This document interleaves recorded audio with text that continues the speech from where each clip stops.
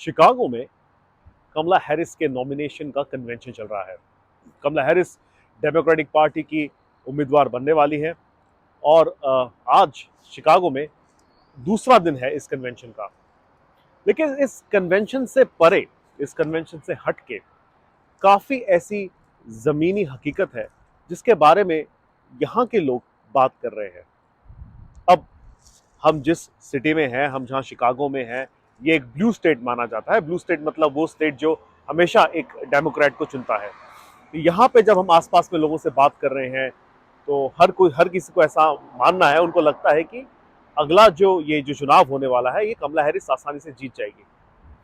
लेकिन इसमें एक बहुत बड़ी मिसकंसेप्शन है और वो मिसकंसेप्शन ये है कि लोग कमला हैरिस की इस कैंपेन को बराक ओबामा की कैंपेन से जोड़कर देख रहे हैं।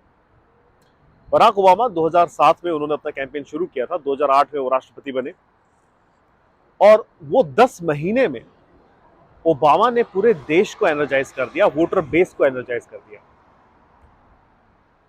डेमोक्रेट्स ऐसा समझ रहे हैं कि ये फिर से एक बराक ओबामा वाला मोमेंट है। उन्हें लग रहा है कि कमला हैरिस उसी कोएलिशन को, जिसमें अफ्रीकन अमेरिकन हैं, इंडिपेंडेंट्स हैं, यंग वोटर्स हैं, उन्हें गैल्वनाइज कर रही है।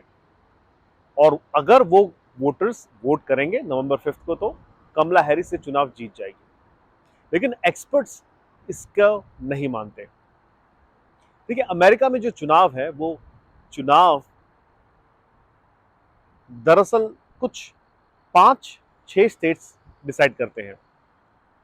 इन्हें हम स्विंग स्टेट्स कहते हैं, जिसमें पेंसिल्वेनिया, विस्कॉन्सिन, ओहायो, कई हद तक मिशिगन और एक कोई स्टेट जिसमें एरिजोना, जॉर्जिया या नेवाडा जैसा कोई स्टेट आ गया।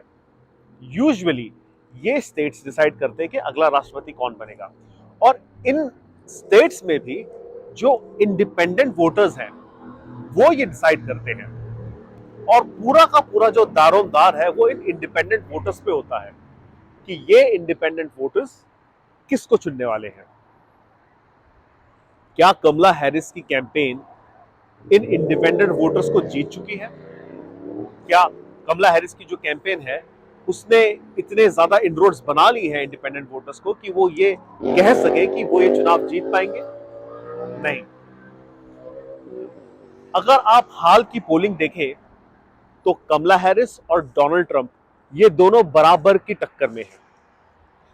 अगर कमला हैरिस को व्हाइट हाउस जाना है, अगर चुनाव ये जीतना है, राष्ट्रपति बनना है, तो उन्हें ये इंडिपेंडेंट वोटर्स को रिझाना बहुत जरूरी है। और जब थोड़े बहुत इंडिपेंडेंट वोटर्स हमें यहाँ पे मिले, जिनसे हमारी थोड़ी बहुत बात हुई, वो अभी भी ये नहीं समझते कि उनका वोट कमला के लिए है या ट्रंप के लिए।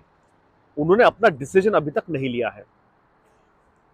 जब निकी हेली इस चुनाव में लड़ी थी, प्राइमरीज में लड़ी थी डोनाल्ड ट्रंप के खिलाफ, तो उनका एक बहुत अच्छा वोटर बेस बना था विद इन रिपब्लिकन पार्टी, जिसे डोनाल्ड ट्रंप हमेशा कहते थे राइनो, मतलब रिपब्लिकन इन नेम ओनली। वो जो वोटर बेस है निकी हेली का, कहीं ना कहीं कमला हैरिस उस वोटर बेस को अपनी तरफ लाने की कोशिश कर रही है।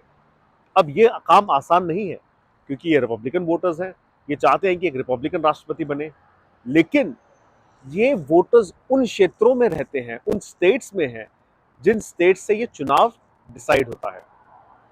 कमला हैरिस की जो पॉलिसीज रही हैं, जो भी अभी तक सामने आई हैं, उन पॉलिसीज का अगर आप हिसाब लगाएं, उन्हें अगर देखें, उनका आकलन किया जाए, तो वो एक प्रोग्रेसिव पॉलिसीज हैं और जो रिपब्लिकन्स है वो कंजर्वेटिव होते हैं। तो उन रिपब्लिकन्स को इन प्रोग्रेसिव पॉलिसीज से मनाना बहुत मुश्किल काम है।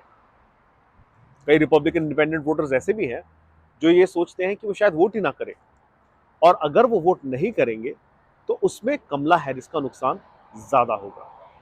तो कमला हैरिस को अपनी पॉलिसीज और इन सारी चीजों को एक्सप्लेन करने के लिए समय जो है वो बहुत कम है। अब आप समझिए इस बात को, कमला हैरिस 1 महीने पहले आधारिक तौर पे अपना नामांकन भर रही, उन्होंने भरा प्रेसिडेंसी के लिए। यूजुअली ये काम होता है 1 डेढ़ 2 साल पहले, और उसके बाद उनकी जो कैंपेन है उसमें थोड़े बदलाव हुए। वो थोड़े ओबामा के लोगों को लेके आई हैं, थोड़े बहुत डोनर्स बदल गए हैं, थोड़े बहुत कैंपेन के जो स्टाफ है, हेड है, वो सारे बदल चुके हैं। तो एक 100 दिन की जो ये रेस में कमला ने अपना नाम डाला है, उसमें अभी तक लोगों के सामने असली कमला कौन है ये समझ में नहीं आ पाया। अब ये बात आप कह भी सकते हैं कि इतने समय से वो वाइस प्रेसिडेंट रही हैं, उपराष्ट्रपति रही हैं, तो फिर लोगों को इसमें क्या दिक्कत है कि समझने में कि उन्होंने क्या किया है। क्योंकि एक उपराष्ट्रपति की जो, एक वाइस प्रेसिडेंट का जो रोल होता है बहुत लिमिटेड होता है। आपके पास डिसीजन मेकिंग पावर्स नहीं होते। आप कहीं ना कहीं हमेशा तैयारी में होते हैं कि कल को अगर प्रेसिडेंट को कुछ हो जाए तो आप स्टेप इन कर सकते हैं उस रोल में। लेकिन आपके पास कोई एडमिनिस्ट्रेशन नहीं होती, कोई पोर्टफोलियो नहीं होती, कोई मिनिस्ट्री नहीं होती, और आप एक रोल को खुद के लिए डिफाइन कर सकते हैं। इस रोल को आप, आपका जो राष्ट्रपति है जिनके साथ आप काम कर रहे हैं, आप दोनों मिलकर डिफाइन कर सकते हैं कि आपको क्या करना है इस रोल में। तो कमला हैरिस के जो 4 साल एज उपराष्ट्रपति थे, उन्होंने उसमें कुछ बड़ी अचीवमेंट नहीं की। हाँ, ये हम जरूर कह सकते हैं कि 2022 में जब मिड टर्म्स चुनाव थे, उसमें कमला हैरिस ने कैंपेन में एक बहुत बड़ा रोल लिया था, स्पेशली अबॉर्शन को लेके। और उस वजह से ऐसा माना जाता है कि कमला हैरिस के कैंपेन के स्टाइल से या उनके इस इंटरेस्ट की वजह से डेमोक्रेट्स को भारी नुकसान होने से बचा था मिड टर्म्स में करीब 2 साल पहले। उसी मुद्दे को कमला हैरिस ने अपना एक सेंट्रल मुद्दा बनाया है इस चुनाव में। और आने वाले समय में, अगले कुछ 70-75 दिनों में, हम देखेंगे कि अबॉर्शन को लेके कमला हैरिस बात करेगी। लेकिन क्या ये जो मैसेजिंग है अबॉर्शन की, क्या ये सचमुच इंडिपेंडेंट वोटर्स को रिझा सकती है? क्या जो इंडिपेंडेंट रिपब्लिकन वोटर्स है, रिपब्लिकन वोटर बेस है, जो शायद सोच रहा है कि हम कमला को वोट करें, मुझे लगता है कि उनको इस बारे में थोड़ी सी तकलीफ जरूर होगी कि अबॉर्शन जैसे मुद्दे को, जो एक रिलीजियस मुद्दा है अमेरिका में, उसको लोग नहीं छोड़ेंगे कमला हैरिस को वोट करने के लिए। तो ये एक मुश्किल वाली बात है। दूसरी बात है इमिग्रेशन की। जो रिपब्लिकन्स हैं, जो रिपब्लिकन वोटर्स हैं, वो बार बार हमेशा इस देश की जो ओपन बॉर्डर पॉलिसी जिसे बार बार कहा जाता है ना, उसको लेके त्रस्त है। कमला हैरिस एक समय पे उन्होंने एक कोशिश की कि बॉर्डर की जो पॉलिसीज है उसमें बदलाव लाने की, एज अ उपराष्ट्रपति। उसमें उन्हें ज़्यादा सक्सेस नहीं मिल पाया। उन्होंने मीटिंग्स की साउथ अमेरिकन नेशन से, और कुछ पॉलिसी अनाउंसमेंट वगैरह भी हुई, लेकिन जो माइग्रेंट्स का नंबर है, जो इलीगल माइग्रेंट्स का नंबर है, वो बड़ा है जो बाइडन के आने के बाद। तो ये एक और बहुत बड़ा पॉलिसी मुद्दा है जो शायद मुझे लगता है कि कमला हैरिस को समझाने में बहुत दिक्कत होगी इंडिपेंडेंट वोटर्स को या रिपब्लिकन वोटर्स को, जो डोनाल्ड ट्रंप को शायद वोट नहीं करना चाहते। तीसरा है इकोनॉमी। अमेरिका में कोविड के पहले इकोनॉमी बहुत अच्छी थी। यहाँ पर जॉब्स में कोई दिक्कत नहीं थी लोगों को, इन्फ्लेशन नहीं था। जहाँ पे हम जिसे गैस कहते हैं, भारत में पेट्रोल कहते हैं, उसके प्राइसेस करीब करीब $2-2.25 के आसपास थे। तो कहीं ना कहीं ये जो सारी चीज़ें हैं, कोविड के बाद से ये सारी की सारी चीज़ें बढ़ गई थी अमेरिका में। और इसी की वजह से हमने देखा है कि जो रिपब्लिकन वोटर्स हैं वो नाराज़ है। इनफैक्ट इंडिपेंडेंट वोटर्स है वो भी काफ़ी नाराज़ है इन बातों को लेके कि अमेरिका में कोविड के बाद से, जब से बाइडेन का शासन आया है, तब से इन्फ्लेशन बढ़ा है, तब से इकोनॉमी जो है वो ठीक नहीं रही है।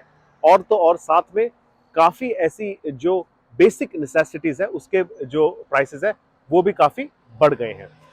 ये सारी चीज़ें जब आप देखें और जब ऐसी आप एक कैंपेन बनाएं, तो मुझे लगता है कि इसमें कमला हैरिस के पास, जो मैं पहले बात कर रहा था, समय बहुत कम है समझाने के लिए अपनी नई पॉलिसीज को लेके।